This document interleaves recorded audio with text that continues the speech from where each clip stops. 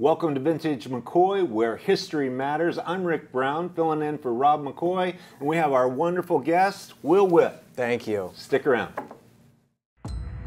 the Spirit of God moved upon the face of the waters, and God said, "Let there be light." Together, we will make America great again. I have never been more hopeful about America. And the people who knock these buildings down will hear all of us soon. The advance of human liberty can only strengthen the cause of world peace. Mr. Gorbachev, tear down this wall.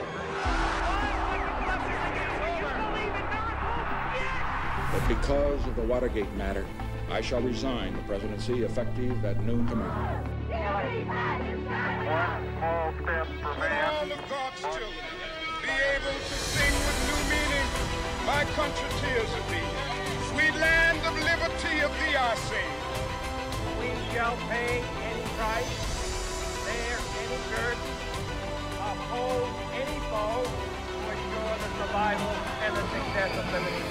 As indeed we are, the defenders of freedom. With the unbounding determination of our people, we will gain the inevitable triumph, so help us God. We hold these truths to be self-evident, that all men are created one nation, under God, indivisible, with liberty and justice for all. Those who forget the past are destined to repeat.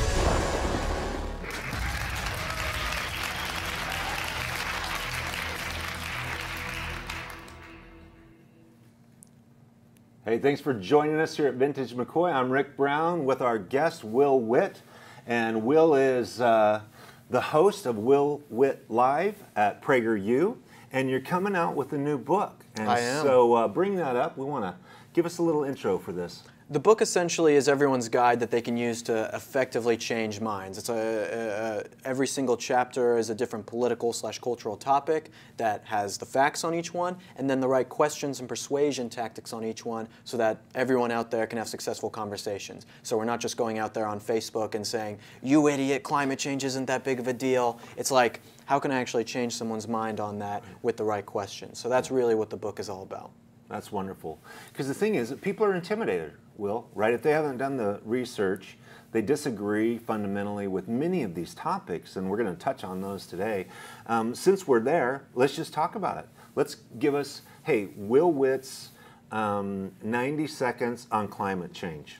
Oh, wow. Your uncle Here we is go. a climate change. We're heating up. We're destroying the planet.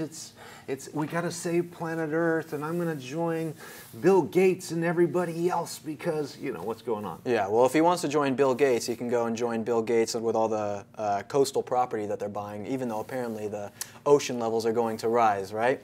So the thing about climate change is that there's no reason why you can't care about the environment and not be an apocalypse person with climate change. You know, I'm someone, before I was going to be in politics, I was going to be a veterinarian and work with wild animals. That's what I wanted to do. I care about animals immensely. Animal extinction, that is happening. Humans aren't treating them the best. Deforestation is another thing that's happening in America that is also something we should be more worried about. But climate change is something that does not hold a candle to any of these things. Climate change is used as a means to control people. I made a documentary about this called Religion of Green, which essentially breaks down how climate change has become a religion, right? You can look at all of these. It's a faith. Oh yeah, it is. Yeah. Oh, well, your God is climate change. Your God is essentially Al Gore. Yeah. You watch An Inconvenient Truth by him, and you think that he's God, and that he's the one giving you these doomsday predictions. Yes. Which is an incredibly scary thing. It's the same thing we've seen with the COVID pandemic, that people look at their government like God and think that if your government tells you to do something, you're going to bend over backwards and just do it. And so it's the same with climate change, but in reality, it's not happening the way that we're seeing that they are saying it's happening. And really, if we wanted to be better about our environment, we should look to different alternatives for fuel and energy. But people think, who are believers in the climate change movement, that if you affect the environment, it must be bad for Earth. which is entirely unfounded. It doesn't make any sense. Humans are now able to control their environment better than we ever have before, and that is a wonderful thing. Like, look at the structures that we can make to protect ourselves from heavy rainfall, or floods, or hurricanes, or tornadoes, or fires. We can protect ourselves from the elements now. That's not a bad thing because we did something with our environment. It's a good thing. Human survival is a great thing. Look at the hurricanes that happen in Florida. You know, people will look to that there's so much catastrophic damage because of these hurricanes. Natural disasters must be getting worse. It's like, no. It's just that we have a lot more buildings, a lot more infrastructure. So when a hurricane comes through, it costs a lot more money to repair, but people are a lot safer than they ever were before. And hurricanes actually aren't getting worse. So in the book, as you'll see, there's a lot of different ways to break down all of the different arguments about climate change, whether that's solar panels and wind farms, or whether it's nuclear energy and natural gas, or how much the Earth is actually warming, or the hypocrisy of the elitists talking about it. So yeah, I think that people need to do a deeper dive into climate change and find out if it's something they should really be worried about. Well, it seems like the left, progressive left, has a club in each end. One is climate change and one is critical race, because if one won't cover it, then the other one will, right? And so even Vice President Kamala Harris being in Guatemala this week, and the problem at our border is climate change. So how'd that happen? How'd you go all the way down to Central America to talk about climate change when all the real problems are at the border? And Senator Kennedy said some 2 million people are going to cross the border illegally this year. And just a month ago it was 170,000 at that current count. So speak to that, Will. It's a way to obfuscate the argument. So instead of having to address what's really going on at the border and say, maybe this is our fault, they can just say, well, this is going on with climate change, and if conservatives and Republicans don't do anything about it, then they're evil. It's like, well, why aren't you talking about the thing that we should be talking about? Why aren't you talking about... It's right in front of your face. Right. In our own country, hundreds of thousands of people coming over. I actually just went to the border 2 weeks ago to film a video there. We got some great footage, and we talked to a retired Border Patrol agent about what is going on there. It was depressing. It was depressing. And did they give you any access at all? We got to get up to the wall. I know they have pretty strong... so they've gotten a lot worse with the new administration. The Biden administration has made it a lot harder to get up there and do tours and such. And you'll have people come across the border, thousands every single day, and they will claim asylum. They'll say, like, oh, I'm from El Salvador and there's violence. It's like, you can't just claim asylum for violence. And then they'll say that I'm a child, and they have a full beard, and they're 25 years old. And then they'll say, I need to have my whole family come over. And you can't prove it because they have no ID. And so people will just cross the border, sit there, and let the Border Patrol agents pick them up and just take them to the what's it called? The station. It's wild. People have no idea what's going on there. And that wall near Tijuana, we went near Tijuana, which is this huge fence, it's more like a fence than a wall. That wasn't there before. And if you actually go and look at what we had there before in terms of defenses, it is nothing. People could just walk across willy-nilly, and they would all the time.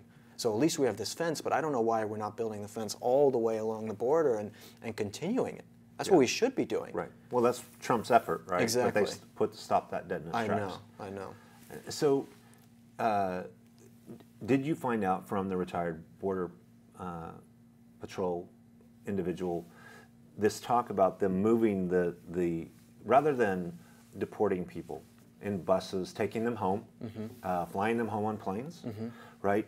Them bringing them deeper into the United States for places of refuge, or however they would describe it. What's happening with that one? Yeah, they are doing that. So they did this a lot, especially months ago during the COVID pandemic. And I broke this story on my podcast about them sending immigrants into different areas to get free health care, right? People who aren't paying for health care, they cross the border, and then they get COVID treatment. And these people, apparently we're supposed to be so worried about COVID, these people aren't being COVID tested who are coming over the border. They're not, I doubt they're wearing masks. Not like those are the most useful things anyway, but they're not doing anything to actually prevent the spread, the 2 weeks to slow the spread. But most of these people, like, one of the issues is that we're talking about, oh, we should just send them back where they came from. Well, not all these people are just from Mexico. These people are from Guatemala. These people are from Russia. These people are from Yemen. These people are from all over the country. Pakistan. It's like, it's like 60, 70% of the people aren't from Mexico who are crossing the border. So it's like, how do you send these people back? You come into our country, tax dollars are going to pay to send you back to Yemen? Yeah. Like, why would we do that? You know, that's so expensive. And these are hundreds of thousands of people. We're supposed to do that? I mean, and so there was a rule, I can't remember what it was called, but the Mexican president wants to reinstate it, but the Biden administration redacted it or changed it. But it was essentially that, you know, people from other countries aren't allowed to come into Mexico. Because the cartel controls everything in Mexico. The cartel gives all of them a script from all these different countries to, you know, depending on what foreign thing is happening in their country, and says, go across the border, say this, here's some drugs, and then you can go through, right? And so the crisis, it is a crisis, it needs to be fixed, and the wall and the fence have to go up higher. And we need more boots on the ground, better surveillance equipment, all sorts of stuff to actually fix that issue. It's very confusing and tough. You're covering it, you're down there, but no mainstream media. It's like when Trump was in office, he's got kids in cages. Well, this is blowing anything away because the policies of the Trump administration restricted so much stuff. Right. And Biden and Harris have invited them, basically, invited them to come. So with that mindset, now it's just like that doesn't exist because they want open borders. The America First is, you know, thought to be xenophobic and all these different things because I would think that you and I both agree immigration's great. America's a melting pot. That's what we've done, a melting pot, but through legal means. Right. Right? Not just open the borders and anybody that can come, which, by the way, just segue that to if we're such a racist country, why do all these people want to come, Will? I know. Why are they coming Most to the immigrated to country in the world. Why are they coming to the worst country on the planet, according to the left? It doesn't make any sense. America is the least racist country to ever exist. I mean, in the 1960s, it was like 60% of black women were domestic servants. Now it's down to 2.2%, right? It was like in the 1970s, only 18% of people said they had a black friend. Now the number's up to 86%. I mean, all of these numbers, you can look at tons of different statistics. Racism is purely solved in America. But racism is becoming a problem because the left makes it a problem. Yeah. What happens when you have a school of elementary school kids? And when I was going through elementary school, I'm sure it was the same for you. You know, you just had friends who were black, you had friends who were Mexican, whatever. Didn't matter. It didn't matter. And now you're getting taught about this critical race theory and all this. And so the little white girls are learning that, oh, you are privileged to the black girls. And the black girls are learning you should hate the white girl because they have something better than you. You are manufacturing racism into the schools. They're creating it. They're creating it. It wasn't there until you put it there. Yep. Yeah. Because children at the most basic level, they're not worried about the color of skin. No. Especially when they grow up in a multi-ethnic, they see different colors everywhere. They just want to be friends. They want to play. And yet they are indoctrinating a whole generation to hate white people, which is so crazy. And yet about 7 governors have put forth an agenda for legislation to ban critical race theory. Tell me what you think about that. Oh, it's amazing. It's amazing. I think every single state in the union should do that. I doubt it's going to happen here in California anytime soon. No. They're the ones pushing for critical race theory. I mean, California is one of the worst states in the union for teaching this kind of stuff. Yeah. But it's awesome what some of these governors are doing. I just wish that we could do more. I wish that we could abolish the teachers union. I wish that we could get conservative teachers to stand up for themselves when they're in the classroom. And I wish that we could get conservatives elected to school boards all over the country. You know, it takes, and get charter schools to be more prevalent as well. Yeah. School choice. School choice, yes, school of course. Choice. School choice as well across the country. Yeah. So it's like, it's wins like getting, like let's say in Idaho, like getting critical race theory banned in Idaho. It's like an amazing thing, but it doesn't stop there. It goes into, you need to get into school boards, again, teachers union, getting them out there, all of this to actually make the right changes that we want to make. Yeah. So the governor in Washington, because California, Washington, and Oregon, the most progressive leftists, what's happening in Portland, what's happening in Seattle, what's happening in LA, San Francisco. And so she signed it into law that they're going to do critical race theory. And, you know, the common sense, the logic, if you teach, let's say, a decade of elementary through high school into college age people to hate white people, what do you think that produces in the next decade in America? Oh, yeah. It's like we used to have the school to prison pipeline is what people talk about all the time. Now it's a school to Antifa pipeline. There was an article in the Washington, or maybe it was the Washington Post. It might have been New York Times. No, City Journal. I believe. Okay. I could still be wrong. Whatever. One of these articles. We reviewed it a couple days ago about how kids are going to school in Portland and being taught to be Antifa. They're literally being taught that anti-fascism is great and these are the values. It's an elective, right? BLM or Antifa, who do you want to be? I know. So they let them choose. It's like a gym class, different choose a sport thing. It's the same thing. Choir, gym class, Antifa. Right. So the divide in this country is worse than ever because you have a city like Portland that is doing this to its kids and doing this to its people versus you go to somewhere that is very conservative, like a Plano, Texas, where everyone's going to be conservative and sticking in their little community. And the cities and states are getting so divided that I don't know exactly what's going to happen. I mean, there's a civil war going on right now. Hopefully it's not violent. It's a civil war of ideas. It is. But it could move, I mean, a decade from now. Who knows where it could go? Right, because when you have this hatred towards just a group of people because of the color of their skin. Right? The civil rights movement, we wanted to follow the dream that Martin Luther King Jr. had, right? That people could be treated with respect and equality. And we pretty much have achieved that in many broad ways. Not that there's not racism. Anybody that's lived life has experienced racism. Right. And I've experienced it, no doubt you have, and people that I know. I understand real racism.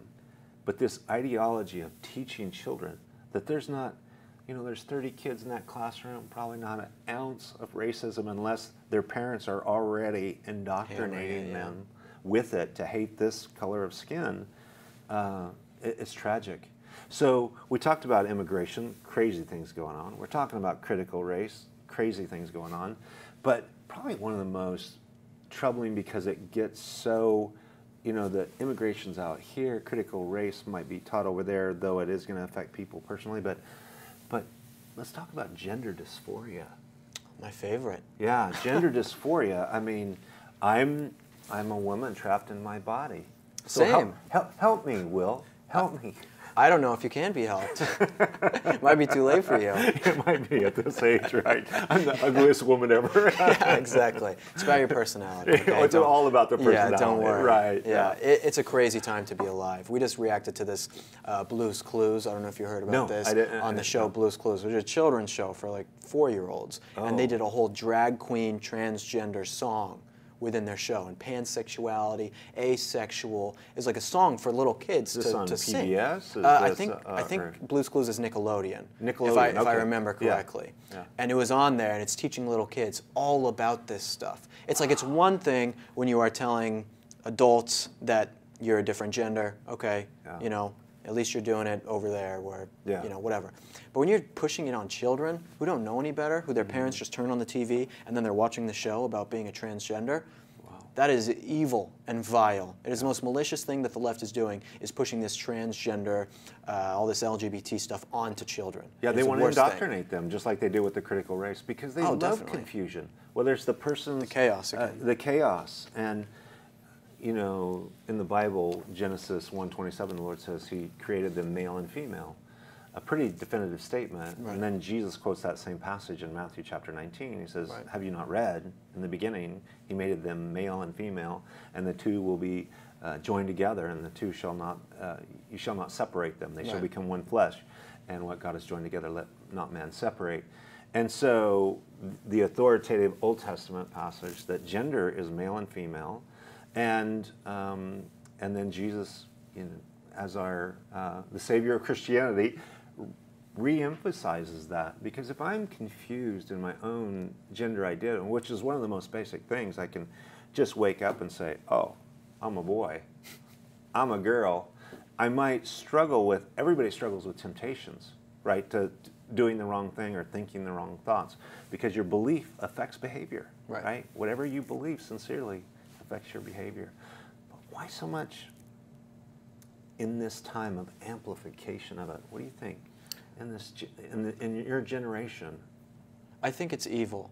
I have to say that, first of all, the pushing it on these people. But it's like, a lot of the time, younger kids would get tattoos and be very punk rock as a means to rebel, and it's almost like a lot of this trans stuff is almost a means to rebel itself in the system. You know, they feel like the conservative values of the past have failed them. They graduate from college with $100,000 worth of debt. They don't know what to do with their lives. They turn to leftism, then they turn to the gender stuff, and it's very tough to get out of. You know, we reacted to this, it was 60 Minutes, I don't know if you saw this, about detransitioning, which is something that the left does not want to show. No. But it's about people who became 60 transgender. Minutes did a program on this? Yeah, wild, right? Yeah. I can't believe they did it. I know. They got in hot water for it. Yeah, okay. Yeah, and it's something that the trans community doesn't want to talk about. Yeah. The very far left trans community. Right. But essentially it was these people who became transgender, switched their gender, even some of them did the surgery, and then said, this isn't right. I'm going to switch back. And this ruined people's lives. Yeah. You know, this is one guy who... you can't go back physically when you've done that to your body, right? And so these people would go, and they would have maybe 1 or 2 doctor's visits, and the doctor would say, okay, chop it off, or, you know, do this, and like let them get the hormones or let them have the surgery after 1 or 2 visits. Wow. You know, the left says follow the science, but it's like, that is the exact opposite of following the science. But I understand from a doctor's perspective, like you must be like terrified to say anything about this, because if someone comes into your office and they say, I'm a woman when they were born a man, and you say, maybe you're not, what's going to happen to you? You're a bigot, you're a transphobe, you're going to get fired. Right, exactly. Yeah. So they have to do it. Yeah. Doctors are so pressured into doing this now that they don't really have a choice in the matter. And so we can see all these people going through it. The suicide rates are still incredibly high before and after the transition. It's so sad. And then the stories of detransitioners are silenced by the trans community because they don't want to put that out there. And they're doing it when the kids are in development, going through adolescence or even younger. And I watched an interview with, it's the author of the book, When Harry Becomes Sally. Yeah, I know you're talking about. Right. I can't remember the author. I can't remember the author's name to give him credit. But he said that for kids growing up to adulthood, 80 to 95% of them grow out of it. Right. But if you start early and with the hormone therapies and all of those different things, have you talked to any individuals that have detransitioned in a healthy way that now they're in a solid spot with where they're at? I haven't talked to any myself. Okay. I've talked to many trans people about this and other issues with their community, but none of the detransitioned people. That was a special segment on CNN. But Candace Owens did an interview with one on the Candace Owens show with PragerU as well, with someone who detransitioned, which was a great interview, and talked about how they were pushed into it and all of this. So they were pushed into it? Yeah, a lot of them are pushed into it. You know, they go online. So many of the people go online onto YouTube or on Instagram and see people saying, oh, here's how you transition, it's so great, here's what it's like. And they're like, oh, I could do that. You know, again, impressionable kids. When I was a kid, I was super impressionable. Yeah. You know, I mean, the things that I thought as a teenager that I wanted to do, it's like, of course, you're an idiot, you know? At 16 years old, you're pretty dumb. Well, you're not I mean, all of your reasoning and the cost of making a surgical decision, right, which is going to change the rest, and you can't go back. And the suicide rates, once again on that interview with the author of When Harry Becomes Sally, it was like 41% attempted rate. I mean, it's not, they don't accomplish it. Right. Attempted suicide. Yeah. I mean, that's startling. That's I know. bumping up near 50%. I know. Well, a lot of it's wrong with the family values in this country as well. Right. Because you see, when you have a single-parent household, you're going to see double the amount of attempted suicide or committed suicide by children. Yeah. And so a lot of this stems from divorce rates going up, people not living in two-parent households. Family values are the pinnacle of what American society should be built on. I mean, yes, it's the building block of right. So when you don't have that, this is what happens. This is what goes on. Yeah. You know. And there's no objective truth sometimes in those families that have come through the Judeo-Christian ethic to just push back on some of the ideas. Yeah. Just push back and to give an alternative viewpoint or perspective. It's like they're in this vacuum of the progressives' left religion, and they have their tenets of faith, right? Yeah. Oh yeah. I mean, it's climate change, it's gender fluidity. And I loved your video, and if you guys haven't seen it, Am I a Woman, right? What is a woman? What is a woman? What is a woman? Yeah. The kids on the college campuses, and that was even in Florida. If I had all the money in the world and I could fix America, I would buy as many bulldozers as possible and bulldoze every university in America, and we would save this country. Yeah, I promise you. Yeah, well, they're indoctrinating. I mean, basically, it's an arm of the progressive left to indoctrinate all generation after generation. Yep, every single year. And so, if the progressive left is dominating the education system from K through postgraduate work and their ideology, and then you have the media, which is now the mainstream media, which is now a propaganda machine for the left. Tell me about media. You're in media. I am in media. I am an essential worker, according to Gavin Newsom. Yeah. So that was nice. That is nice. Yeah, I only had to work from home for about 3 weeks, and then I was back doing everything normal. But anyway, I was not essential through that era as a pastor. You are essential to me. You're telling people about life and death issues, heaven and hell, love, joy, and peace, but you are not essential. Wild, so, I know, but the strip club was. Well, strip club, or I could, go buy weed, if whatever. I was selling cannabis, the cannabis shop. Yeah, right. That's life. Anyway, going back to the media, the media is completely skewed one way to the left, except for Fox News, which we can all be very grateful for because Fox News, Tucker Carlson show. I mean, he's the #1 rated show. He's Hannity rocking. And Lauren Grimm are up there too. He's a fantastic guy. Yeah. Two heroes during our era right at this moment is Governor DeSantis in Florida. The best. And Tucker Carlson. Yes. Don't you think? Oh, I mean, those are my two guys for sure. Yeah, and both of them have that very populist America First message that I align with very strongly versus a more old school conservative rhino type of message that we are used to seeing. Yeah.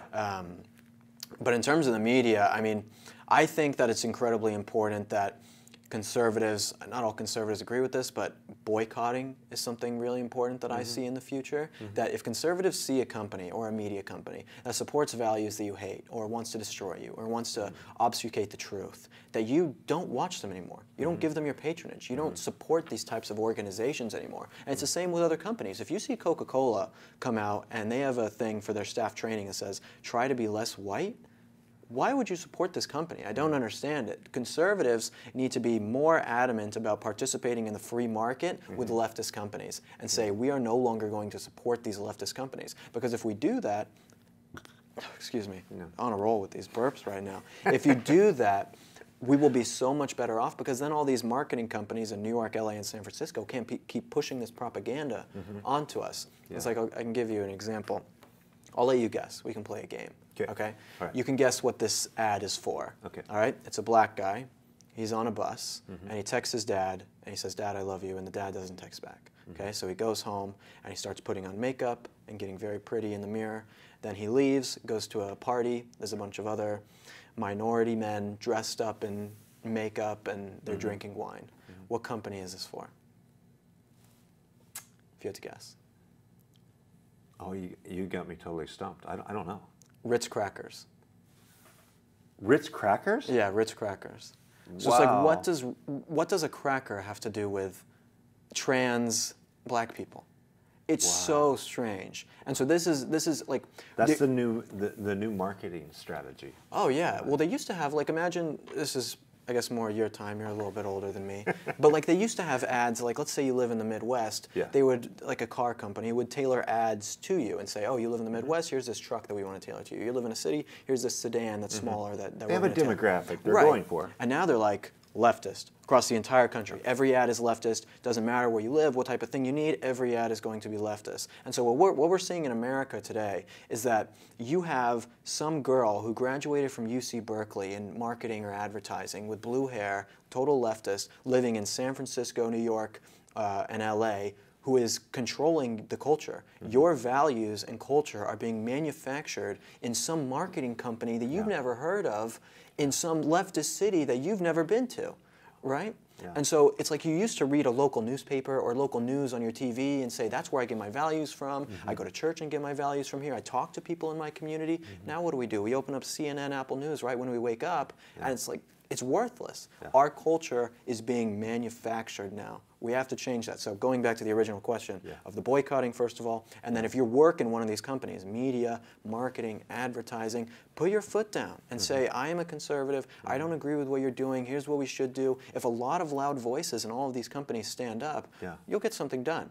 But you have to be loud and you have to be adamant about it. Yeah, and you got to be willing to be fired, right, or canceled, right? Because and now you're going to go get a job somewhere else, where maybe you can agree with the philosophy that they're pushing, right? Because just like in Atlanta, when Delta and Coke came out against the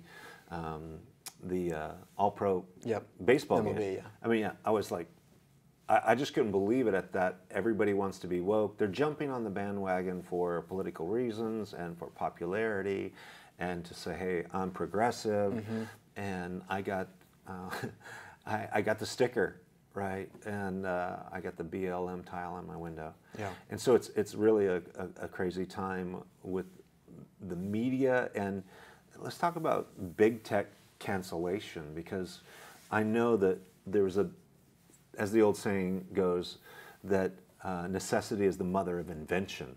So there has to be a huge conservative platform where free speech is actually honored, don't you think? And you might be in the know more than me about that. Yeah, I have to be honest, I wish that was the case. I'll give you an example. Like, let's think about Microsoft. So Microsoft is at the cutting edge of technology, I mean, tons of employees, billions and billions of dollars, right? And they created Bing. You know, do you use Bing? No. Maybe not. No, I don't. There might be some of you guys who use Bing. Most people don't use Bing, right? Most people still use Google. So if this company at the cutting edge of technology with all of these billions of dollars can't create an alternative to Google, how are we supposed to do that? And so I think that it is beyond the very, capitalist free market person to just say, just create your own company, man. Like, that's a free market. It's like we're past that, because these companies have become so monopolized and dominant that that's not really possible right now. And you can create a company, it's not saying that you can't. We've created Parler. We're creating something with Locals, Dave Rubin's company, if you've heard of that. So there are ways to create new companies, but these aren't alternatives to the social media giants, okay? These are add-ons. And I also think that conservatives shouldn't get off of these big social media companies because we want to reach the other side. So we want to PragerU wants to put our videos on YouTube. PragerU wants Until they kick us off, right? Right. Well, we are suing YouTube for restricting our videos. Yeah. So we're in a lawsuit. They shadow ban you. They do all kinds of stuff. My Instagram right now is doing the same. My TikTok is getting videos deleted and taken off for hate speech. So it's all over. And this is happening to conservatives, not just me and PragerU, but pretty much every single big conservative voice. This is something that's happened to us. Yeah. I know, it's unbelievable. So by the next presidential election in 2024, because the only answer for the big tech to begin to is to get rid of 230. Right.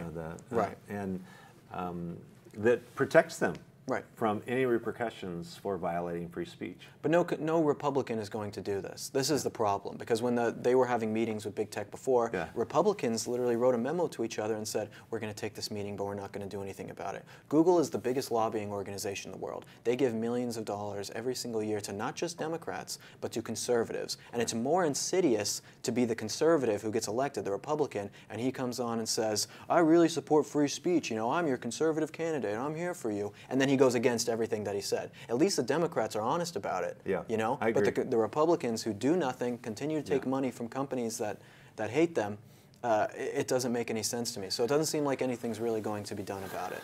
Well, that's the difficulty with our political system right now. The lobbyists, I mean, even these great people that we believe in and we vote them into office, they're owned by people. And so the big vote comes up and where are you? How come you're not voting? How come you're not speaking up? And the machine is such a grinder, so big. I mean, if you can cancel Donald Trump, one of the most influential, powerful guys in America, and just canceled him like he was nobody's business. Yeah. It shows you how big it is. Oh, it's horrible. It's really startling, frightening. I know. Yeah. Go ahead. No. Oh, yeah. Have you heard of a public option before? No, tell me about the public option. A public option is essentially that, let's say you're running for governor of California and I'm running for governor. You're the Democrat, I'm the Republican. Okay. We, instead of getting all this money... I have to be the Democrat? All right, fine. I'll be the Republican. Or I'll be the Democrat, okay? I'm the younger one who's less informed. You're the older Republican, okay? That makes sense.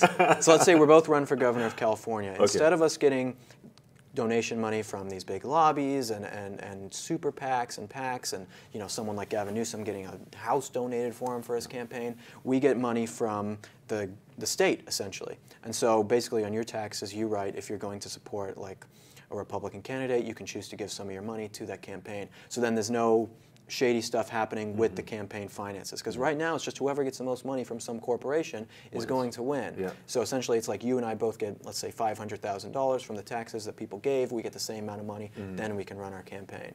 And so this is something that I support. It was actually something that Bernie Sanders had talked about. Yeah. So, call me a socialist. You're always afraid when you line yourself up with Bernie. I know, anyway. I know. But as Bernie had some things that he was spot on about on some stuff.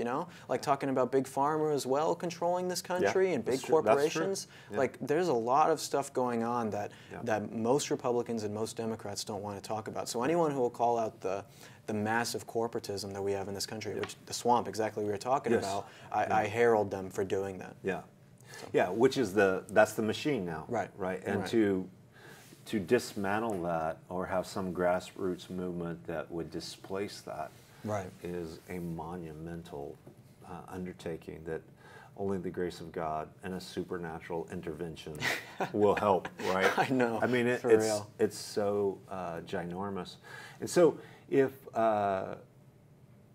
What are you thinking just from a young person in Newsom's recall? Let's talk about the lockdowns. Let's talk about the overreach of the really draconian, incredible, oppressive, but the far left loved COVID. It was like a Christmas gift. Oh, it was the best for them. They got to stay home. They didn't have to work. It was the best thing ever. And now people, we have a surplus of jobs here in California, and people aren't taking those jobs. No, I'm going to stay home and make 50 grand. Exactly. Why would I do that? And we have to pay for it. Our taxes pay for these people to continue to stay home and not have the jobs. It is a terrible system that we have right now in California. I don't know exactly what's going to happen with the recall, Newsom. I'm not super excited about really any of the candidates who are running, but I hope that something can get done in this state. But again, it's up to like think about Minneapolis, which isn't in California, obviously, but in Minneapolis, everyone thinks they defunded the police, and people think, oh, that must be the governor doing this. It's like, no, that's a local city council. The local city council do this, and you don't know any of those people's names. So even if like the governor continues to stay Gavin Newsom, what we need to be doing is getting into smaller places, the local elections, school boards and city councils, and getting in there to actually try and make changes in Los Angeles, San Francisco, all of these different counties. Get in there, and we can try and do something good. Yeah. You're young. You have great hair. You could run against Newsom. Right? I could. Will Witt for governor of California. It's funny. You only have to be 18 to run for governor in California. I didn't know that. That's great. I know. So I will say I am Well, hoping that Congress, one day, like as a representative, don't you have to be 25 or something? Yeah. I mean, so governor, you get to be 18. I know. I could have dropped out of high school and just became governor of this state. Probably still would have been better than Newsom at that point.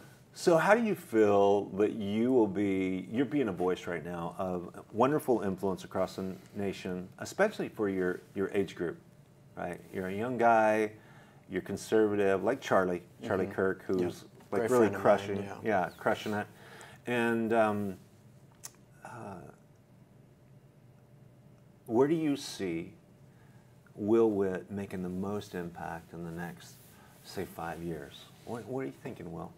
In the next 5 years, I think, like we kind of talked about in the first show we did, I talked about one girl coming up to me and talking to me and saying, who are you voting for? And I didn't have the best idea, and she talked to me about, why she's voting for Trump. And it's like, one girl coming up to me and having that conversation is what really set the fire in me to set me on my path to be doing everything that I'm doing now.